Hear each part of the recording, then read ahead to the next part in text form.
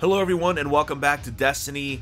I have a cold, but that's not going to stop me from enjoying this week's new milestones. We have a new week and new powerful gear to earn. We have the Flashpoint on Io, a strike that I haven't played yet, but I heard is not the greatest, but we'll get through it. Also some very interesting changes to switch up the raid this week, so let's jump in and check it all out.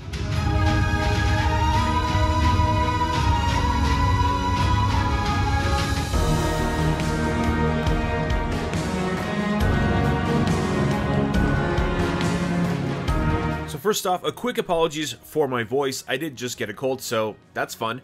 Anyways, moving on to the weekly milestones, we have our powerful engrams back, so you can go ahead, complete these activities, and get some powerful gear. We start off with Clan XP, which will gradually accumulate as you do your activities. If you want to do it quickly, I recommend hitting up the Crucible. That seems to go the quickest for me. Anyways, moving on to the Flashpoint, this week it's on Titan. I actually find Titan to be the most fascinating destination in the game, and also the most underutilized. I mean, I really hope they open up the Arcology in a future expansion. I think that place is ripe for a bunch of cool public events and lost sectors. But anyways, be on the lookout for those extra bosses during public events. Moving on, we have the Nightfall, which this week is Exodus Crash.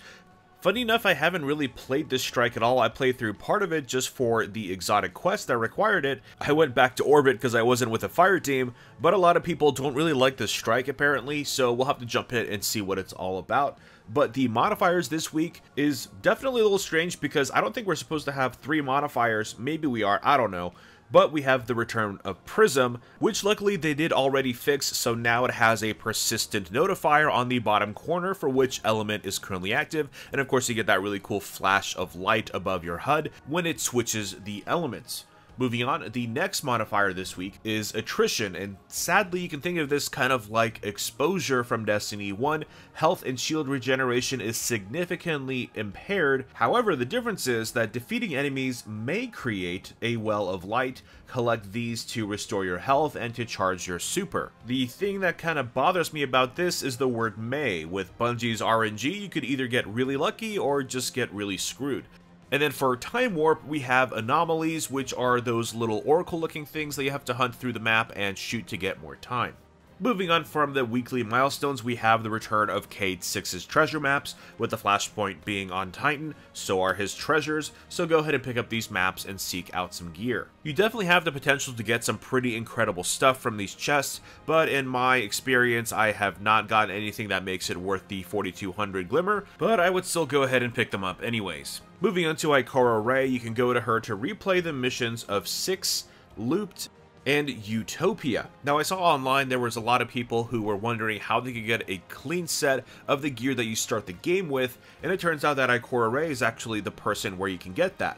If you do these and collect the tokens, you can then collect that OG first mission gear.